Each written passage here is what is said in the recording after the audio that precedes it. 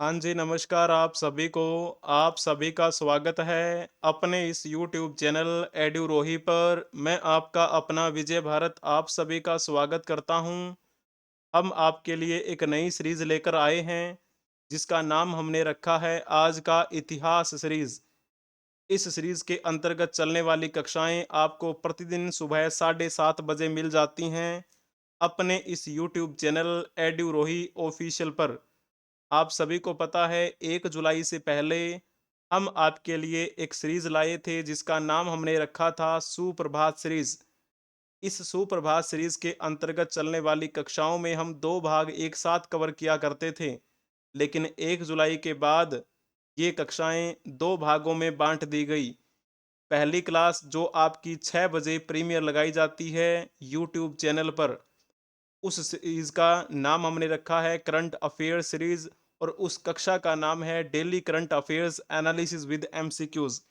और दूसरी कक्षा जो आज हम अभी करने वाले हैं, जो 7:30 बजे आपको प्रोवाइड करवाई जाती है, और इस सीरीज का नाम क्या रखा है हमने, आज का इतिहास सीरीज। तो चलिए, भरपूर अभिनंदन है आप सभी का आज की इस कक्षा में। Today in history with MCQs हफ्ते के 7 दिन चलती है आपकी ये कक्षा। बहुत बहुत अभिनंदन है आपका। अगर आपको ये कक्षा पसंद आ जाए तो कक्षा को लाइक कर देना, अपने दोस्तों के साथ इसे शेयर कर देना। अगर आपने अभी तक चैनल को सब्सक्राइब नहीं किया है तो आप भी इस चैनल को सब्सक्राइब कर दीजिएगा।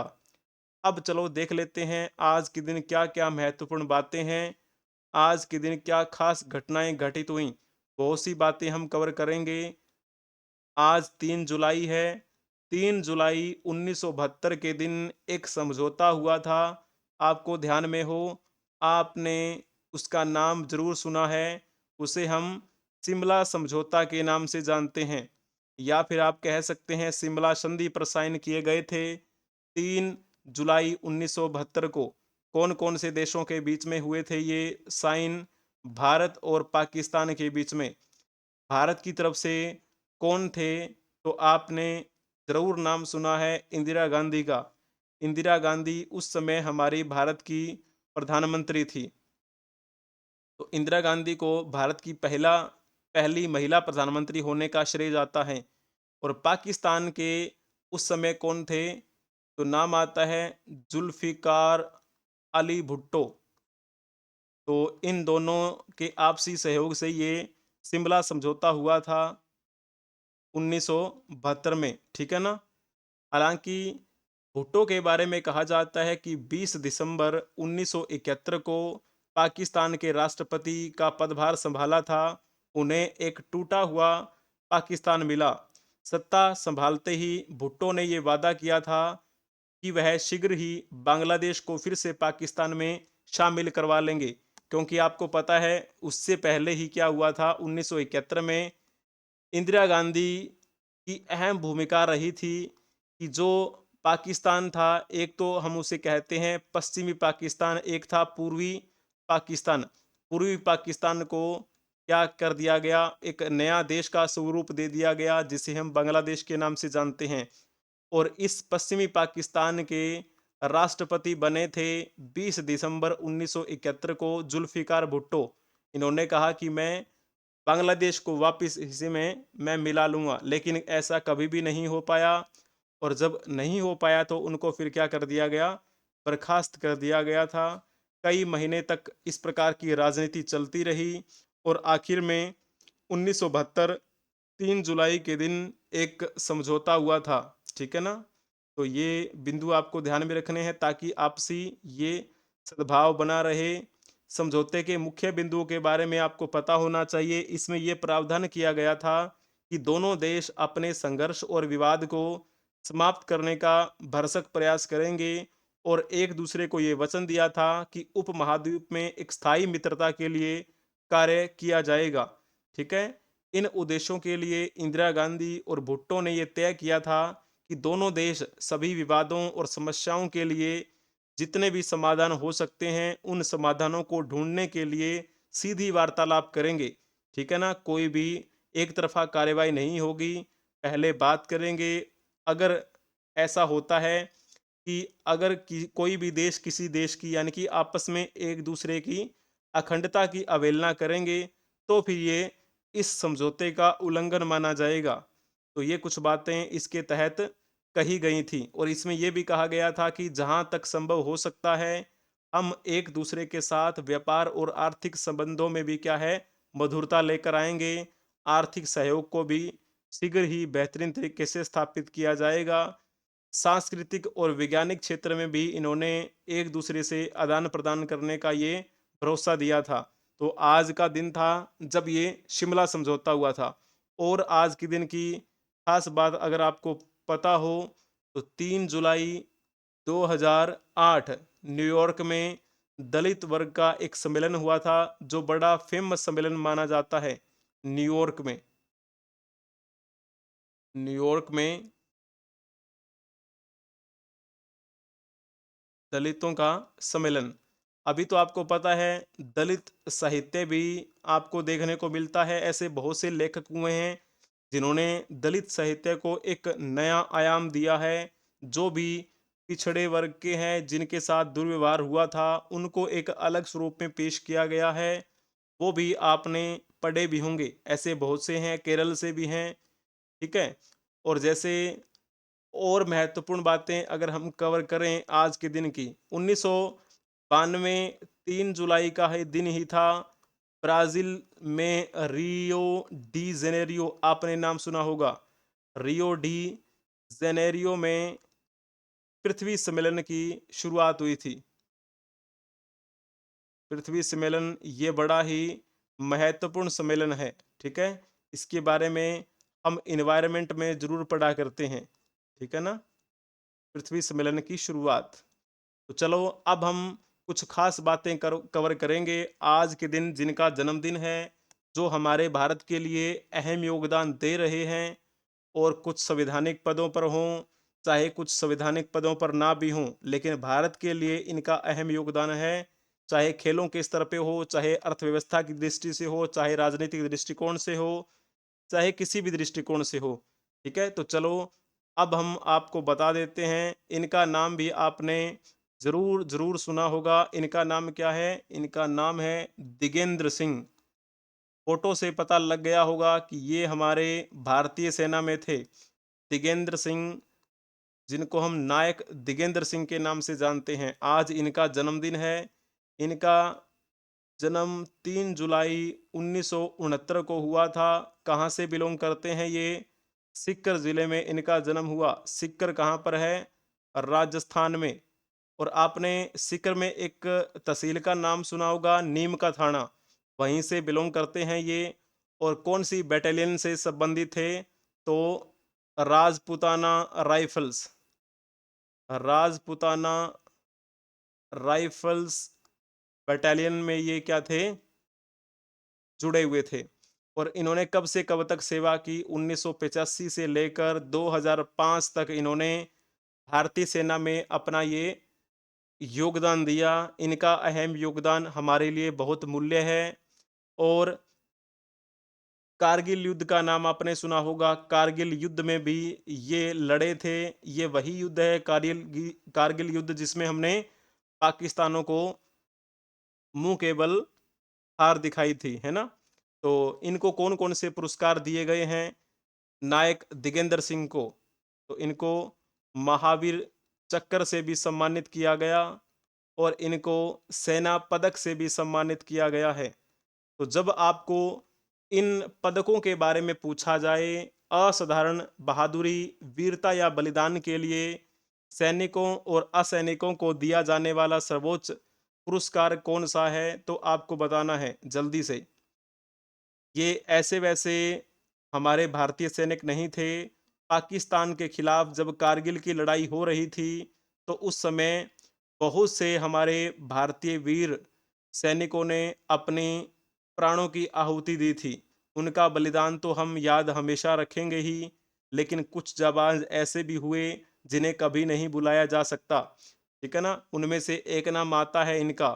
कारगिल युद्ध में 26 जुलाई 1999 को भारतीय सेना ने ऑपरेशन विजय को सफलतापूर्वक अंजाम दिया था।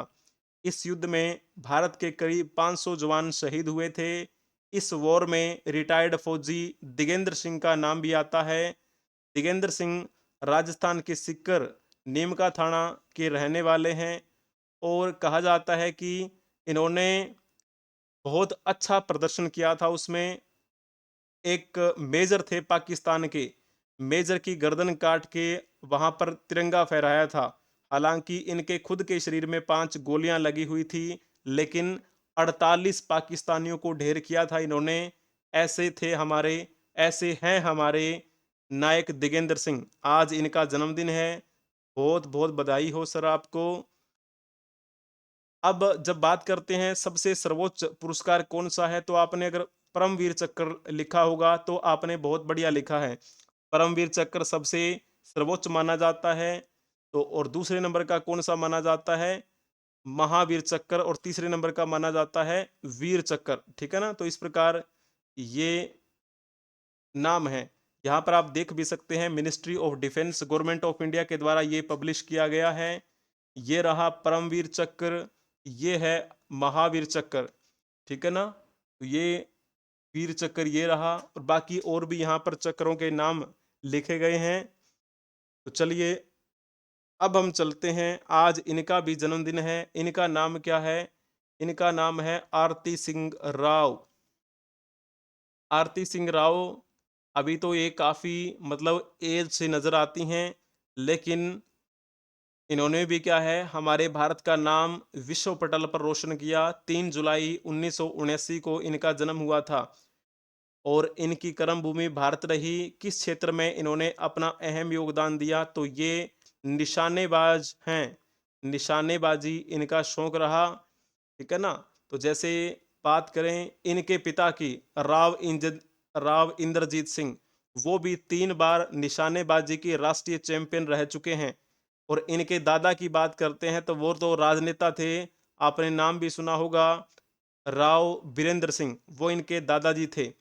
तो जैसे बात करें इनके दादाजी की, राव बीरेंद्र सिंह, क्या आप बता सकते हैं राव बीरेंद्र सिंह किस राज्य के मुख्यमंत्री थे? तो जल्दी से आप बताने का प्रयास करेंगे कौन सा ऑप्शन इसमें ठीक रहेगा। अगर आपने लिखा होगा इसमें हरियाणा, तो आपने बहुत उत्तम टिक किया है। हरियाणा के मुख्यमंत्री थे राव बीरेंद्र सिंह, और कब से, कहाँ से बिलोंग करते हैं? तो ये पटौदी। और कब से कब तक रहे? 24 मार्च 1967 से लेकर 20 नवंबर 1967 तक रहे थे। ठीक है? तो ये राव बीरेंद्र सिंह के बारे में अगर कहा जाए तो इन्हीं की पोती हैं कौन? आरती सिंह राव, जिन्होंने ये नाम रोशन किया निशानेबाजी के क्षेत्र में। इनके पिताजी 3 बार हमारे राष्ट्रीय चैंपियन रह चुके हैं। और इन्होंने कितनी बार निशानेबाजी का राष्ट्रीय खिताब जीता है? 15 बार खिताब जीता इन्होंने राष्ट्रीय स्तर का। तो ऐसा ही किरदार रहा है इनका। बहुत बहुत बधाई हो आपको आरती मैम। ठीक है? तो चलिए बहुत बढ़िया। अब चलो आज हम इनके बारे में भी जान लेते हैं। इनसे संबंधित एक क्वेश्चन एसएससी सीजीएल में पूछा गया था। इनका नाम क्या है? रोहिंटन मिस्त्री इनका नाम है। और रोहिंटन मिस्त्री का जन्म आज ही के दिन हुआ था, 3 जुलाई 1952 को। कहाँ पर इनका जन्म हुआ? इनका जन्म हुआ था महाराष्ट्र में। महाराष्ट्र की राजधानी मुंबई में जन्मे थे। एक भारतीय कैनेडियन उपन्यासकार हैं, एक बेहतरीन लेखक हैं ये। ठीक है?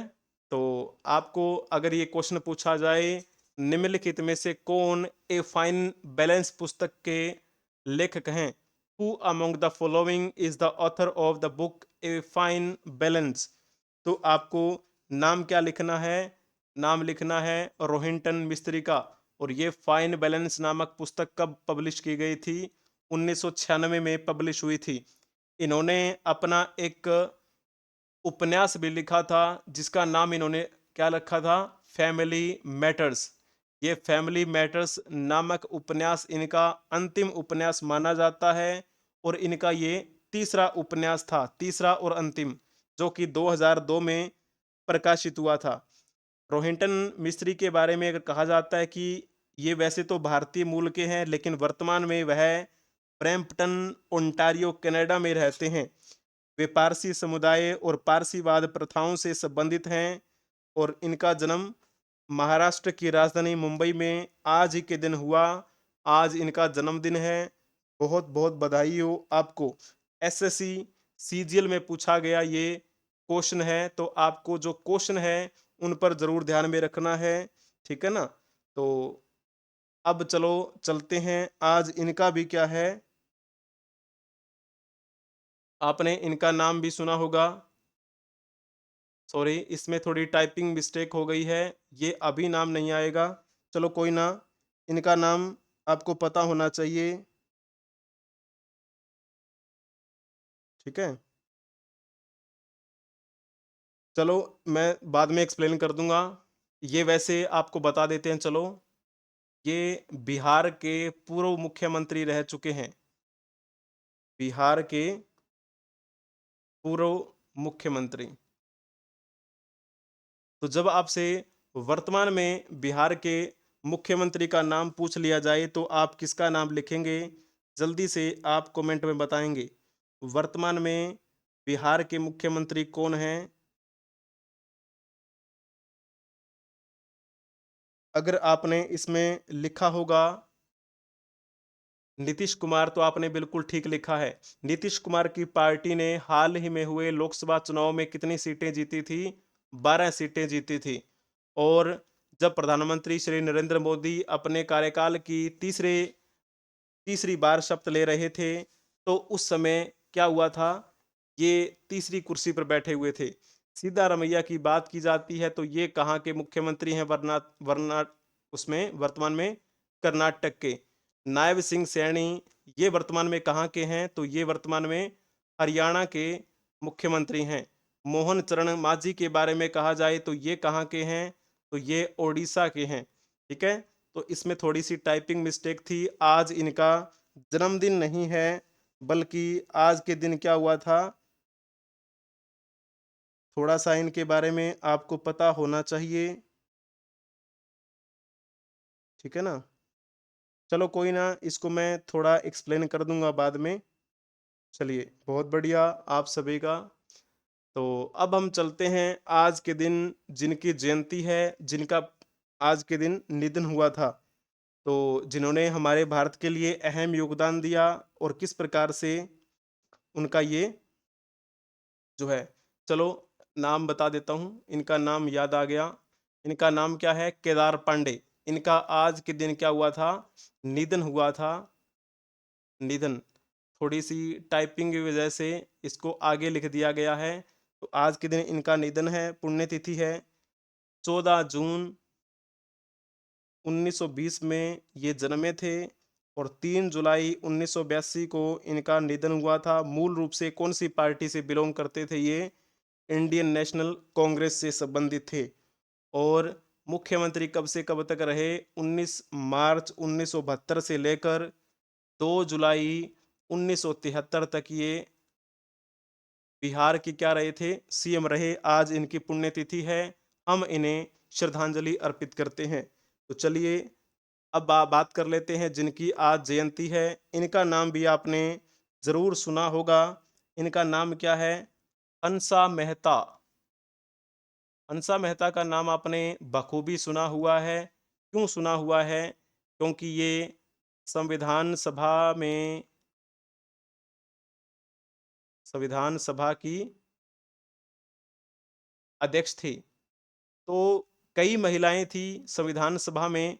तो आप क्या बता सकते हैं कि भारत का संविधान बनाने वाली संविधान सभा में कितनी महिला सदस्य थी? कमेंट में बताने का प्रयास करेंगे, जिनमें एक नाम हंसा मेहता का भी आता है। अगर आपने इसमें लिखा होगा 15, तो आपने बिल्कुल ठीक लिखा है। 15 महिलाओं में से एक महिला हंसा मेहता भी थी। बाकी भी देख सकते हैं। विजया लक्ष्मी पंडित, ये पंडित जवाहरलाल नेहरू की बहन थी। और यूएनएससी, संयुक्त राष्ट्र संयुक्त राष्ट्र जो महासभा है, उसकी क्या रही थी ये? पहली अध्यक्ष रही। पहली महिला अध्यक्ष का इनको श्रेय जाता है। यूएनएससी की पहली महिला अध्यक्ष पूछा जाए तो विजय लक्ष्मी पंडित, और पहली भारतीय महिला अध्यक्ष कहा जाए तो भी इन्हीं का नाम आता है। पहली यूएनएससी की पहली भारतीय महिला अध्यक्ष। लेकिन सरोजिनी नायडू के बारे में आपको पता है, इन्होंने 1925 के भारतीय राष्ट्रीय कांग्रेस के कानपुर अधिवेशन में अध्यक्षता की थी। इससे पहले भारतीय राष्ट्रीय कांग्रेस के किसी भी अधिवेशन में भारतीय महिला ने अध्यक्षता नहीं की थी। तो इसी वजह से इनको क्या कहा जाता है, ये पहली भारतीय महिला अध्यक्ष कही जाती हैं भारतीय राष्ट्रीय कांग्रेस में अध्यक्षता करने वाली। लेकिन इनसे पहले एक महिला थी, एनी बेसेंट। एनी बेसेंट ने 1917 के कोलकाता अधिवेशन में अध्यक्षता की थी।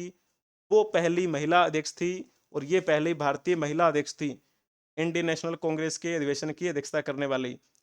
और सुचेता कृपलानी, राजकुमारी अमृत कौर, दक्षिणायनी वेलायुधान, रेणुका रॉय, पूर्णिमा बनर्जी, एनी मस्करीन, कमला चौधरी, लीला नाग रॉय, मालती चौधरी, दुर्गा भाई देशमुख, हंसा मेहता, जिनकी अब हम बात कर रहे हैं। हंसा मेहता जो हैं, इनका जन्म आज ही के दिन हुआ था, 3 जुलाई 1897 को। मूल रूप से कहाँ से थी ये? सूरत। और सूरत कहाँ पर है? ये तो गुजरात में है।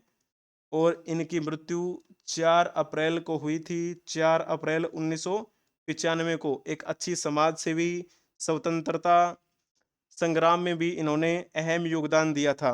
और 1930 में और 1932 में ये 2 बार जेल भी गई थी। जेल में 1930 में और 1932 में। 1930 में जेल में क्यों गई थी?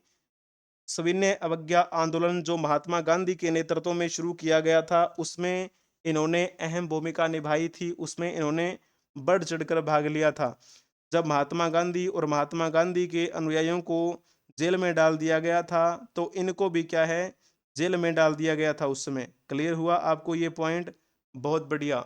आज ऐसी महान नारी की जयंती है, इनको हम श्रद्धांजलि अर्पित करते हैं। अब चलो चलते हैं, आज के दिन इनकी भी जयंती है। इनका नाम क्या है? इनका नाम है हबीब उर रहमान लुधियानवी।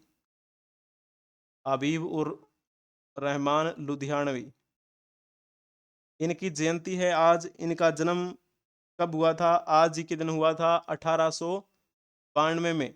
और इनकी मृत्यु कहाँ पे हुई? 2 सितंबर 1956 को इनकी मृत्यु हुई थी। मौलाना शाह अब्दुल कादिर के ये क्या थे? पोते थे। आपने शायद नाम भी सुना होगा। भारतीय स्वतंत्रता आंदोलन से जुड़े हुए थे। असेंबली बम कांड की घटना आपको याद होगी। जब भगत सिंह ने असेंबली में बम फेंका था, तो भगत सिंह के परिवार के सदस्यों को 1 महीने तक इन्होंने अपने पास आश्रय दिया था। ऐसे थे हबीब उर रहमान लुधियानवी। इन्होंने मजलिस ए एहरार इस्लाम हिंद की स्थापना भी की थी। क्या आप बता सकते हैं इन्होंने इसकी स्थापना कब की थी? इन्होंने कई आंदोलनों में हिस्सा लिया था। जैसे कि बात करते हैं खिलाफत आंदोलन, असहयोग आंदोलन, उनमें भी इन्होंने हिस्सा लिया। ठीक है। और उस समय क्या होता था कि हिंदू और सिखों में एक, हिंदू मुस्लिम सिखों में टकराव के लिए एक अलग से परंपरा चला दी गई कि सबसे, जो पानी है सभी का अलग अलग होगा, पानी के बर्तन अलग अलग होंगे। लेकिन इन्होंने उस परंपरा को खत्म कर दिया था और पर्चा लगाया कि सबका पानी एक है। और इसी वजह से इनको फिर जेल में डाल दिया गया था। और इन्होंने क्या किया था, 1929 में मजलिस ए एहरार इस्लाम हिंद की स्थापना की थी। ठीक है। तो मौलाना अब्दुल कलाम आज़ाद की सलाह पर इन्होंने ये पार्टी की स्थापना की थी। आपको पता होना चाहिए। 1929 में भगत सिंह ने केंद्रीय सभा में बम फेंके। उसके बाद कोई भी उनके परिवार के सदस्यों को शरण देने के लिए आगे नहीं आया था, क्योंकि लोगों को अंग्रेजों से डर लगता था कि वो अगर अंग्रेज देख लेंगे तो फिर उनको भी मार देंगे। लेकिन इन्होंने कहा कि चलो कोई बात नहीं, हम उन्हें आश्रय देंगे। और इन्होंने उनके परिवार को आश्रय दिया था। और साथ ही उन्होंने, कहा जाता है कि नेताजी सुभाष चंद्र बोस की भी अपने घर में मेहमान नवाजी बड़े अच्छे तरीके से की थी। तो ये इनका आज के दिन क्या हुआ था, जन्म हुआ था। तो श्रद्धांजलि अर्पित करते हैं हम सभी महान विभूतियों को जिनका आज के दिन जन्म हुआ, जिनका आज के दिन निधन हुआ। तो चलिए अब हम बात कर लेते हैं इनके बारे में। इनका नाम क्या है? मोहम्मद उस्मान। मोहम्मद उस्मान ये क्या थे? ब्रिगेडियर थे। ब्रिगेडियर मोहम्मद उस्मान। इनका जन्म ये भी जो कारगिल की लड़ाई हुई थी उसी से संबंधित हैं। कारगिल के युद्ध में इन्होंने लड़ाई लड़ी थी और इनका जन्म 15 जुलाई 1912 को हुआ था। कहाँ पर? आजमगढ़ में। और ये आजमगढ़ कहाँ पर है? तो ये तो उत्तर प्रदेश में है। और इनकी मृत्यु कब हुई थी? 3 जुलाई 1948। सॉरी, कारगिल की नहीं बोलना था। भारत और पाकिस्तान की जो सबसे पहली लड़ाई हुई थी 1947 में, तो ये 1947 की लड़ाई से संबंधित हैं। कारगिल की लड़ाई वाले तो एक का नाम मैंने आपको बता दिया, एक का नाम अभी आगे आएगा। तो ऐसे थे। मोहम्मद उस्मान की अंतिम यात्रा जब हुई थी उसमें हमारे जो भारत के पहले ब्रिटिश गवर्नर जनरल थे माउंटबेटन, वो भी सम्मिलित रहे। प्रधानमंत्री जवाहरलाल नेहरू भी थे। केंद्रीय मंत्री मौलाना अबुल कलाम आजाद और शेख अब्दुल्ला भी उपस्थित हुए थे। इनको किस वजह से जाना जाता है? इनको नौशेरा का शेर कहा जाता है। नौशेरा का शेर किसे कहा जाता है? ब्रिगेडियर मोहम्मद उस्मान को। ये क्वेश्चन पूछ लिया जा सकता है, पूछा भी गया। निम्नलिखित में से कौन उत्तर प्रदेश के एक महावीर चक्र विजेता थे? तो नाम आएगा ब्रिगेडियर मोहम्मद उस्मान का। इनको कब सम्मानित किया गया था महावीर चक्र से? तो ये जो महावीर चक्र है कौन से नंबर का है? ये कौन से नंबर का सम्मान है? तो आपको इसमें लिखना है दूसरे नंबर का। पहले नंबर का कौन सा आता है? तो पहले नंबर का आता है परमवीर चक्र। परमवीर, ठीक है ना। और ये जो है आपका महावीर, ये पुरस्कार जो महावीर मैंने लिखा है ये इनको दिया गया था, ठीक है ना। तो इनका भी अहम योगदान रहा। द्वितीय विश्व युद्ध में अपने नेतृत्व के लिए प्रशंसा पाई थी इन्होंने, ठीक है। उस समय ये 50 पैरा ब्रिगेड के कमांडर थे जिसने नौशेरा में जीत हासिल की थी। और इसी वजह से इनको एक उपाधि मिली थी नौशेरा का शेर। मोहम्मद उस्मान भारत की आज़ादी के महज 11 महीने बाद पाकिस्तानी घुसपैठियों से जंग करते हुए शहीद हो गए थे, ठीक है ना। तो ऐसा ही नहीं, हमारा भारत क्या है? आज का भारत कहलाता है। बहुत से वीर क्रांतिकारियों ने अहम योगदान दिया, बहुत से सैनिकों ने बलिदान दिया। तो उस समय हमारे भारत के प्रधानमंत्री जवाहरलाल नेहरू और उनकी कैबिनेट के जो सहयोगी थे उन्होंने एक राजकीय अंत्येष्टि का कार्यक्रम किया था और वो सभी शामिल हुए थे उनमें। तो चलो, आज के दिन इनकी भी पुण्यतिथि है। अभी मैंने जो नाम बताया था कि कारगिल युद्ध का है ना, तो ये है वो जो कारगिल युद्ध से संबंधित हैं। इनका नाम क्या है? कैप्टन मनोज कुमार पांडे। कैप्टन मनोज कुमार पांडे की आज पुण्यतिथि है। ये हमारे भारत के लिए कब लड़े थे? कारगिल की लड़ाई में लड़े थे, कारगिल युद्ध। तो पहले हम बात कर लेते हैं इनका जन्म कहाँ पर हुआ था। 25 जून 1975 को इनका जन्म हुआ था सीतापुर में। और सीतापुर एक डिस्ट्रिक्ट का नाम है, कहाँ पर? उत्तर प्रदेश में। इनका निधन कब हुआ था? 3 जुलाई 1999 को। और आपको पता है 3 जुलाई को तो क्या हो रहा था?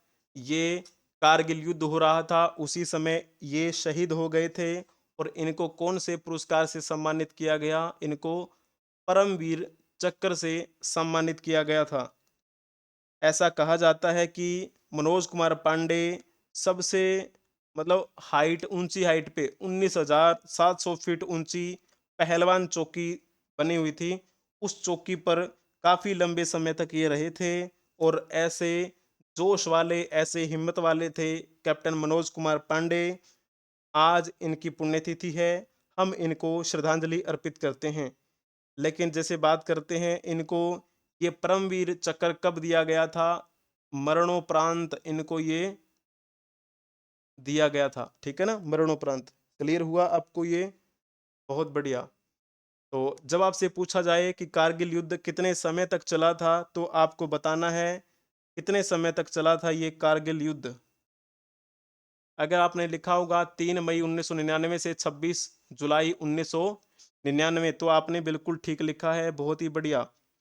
गोरखा रेजिमेंटल सेंटर के जैसे कुछ ट्रेनिंग होते हैं, उनके द्वारा बताया जाता है किस प्रकार से लड़ाई बेहतरीन तरीके से लड़ी जाती है। उनको इंसान की गर्दन काटने की भी ट्रेनिंग दी जाती है। 1997 में जब लेफ्टिनेंट मनोज कुमार पांडे गोरखा राइफल्स का हिस्सा बने, तो दशहरे की पूजा के दौरान उनसे अपनी दलेरी सिद्ध करने के लिए बलि के एक बकरे का सिर काटने के लिए कहा गया था इनको। परमवीर चक्र विजेताओं पर बहुत चर्चित किताब है एक, अगर आपने नाम सुना होगा, द ब्रेव। ये एक पुस्तक है जो परमवीर चक्र विजेता हैं उनसे संबंधित।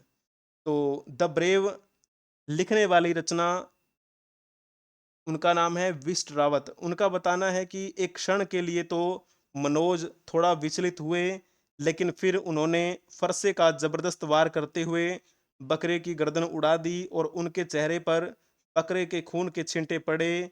बाद में अपने कमरे में एकांत में वो बैठ गए थे और अपना मुंह धोया था उन्होंने बाद में।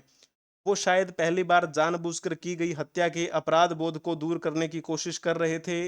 मनोज कुमार पांडे ताउम्र शाकाहारी रहे, उन्होंने शराब को भी कभी हाथ नहीं लगाया। तो ऐसे थे वो वैसे, ठीक है। शुरुआत में देखो ट्रेनिंग तो हर प्रकार की करवाई जाती है। तो सांप भी आपने खाते हुए देखे होंगे अलग अलग सेनाओं के द्वारा, और कांच के गिलास होते हैं वो भी खिलवाए जाते हैं, ताकि कभी मजबूरी में खाना ना मिले तो किस प्रकार से टाइम काट लेना है। तो इस प्रकार की सारी जो एक ट्रेनिंग है वो दी जाती है, ठीक है ना? तो इस प्रकार आपको ये बिंदु ध्यान में रखना है। एक वीर क्रांतिकारी, एक सैनिक जिनका आज क्या हुआ था, आज इनकी पुण्यतिथि है, हम इनको श्रद्धांजलि अर्पित करते हैं। तो आज इनकी भी क्या है, पुण्यतिथि है। इनका नाम शायद आपने सुना होगा, इनका नाम सुदर्शन, सॉरी सुदर्शन इनका नाम नहीं है, इनका नाम है योगेश। हाँ, योगेश कुमार सब्रवाल, सब्रवाल। तो ये कौन थे?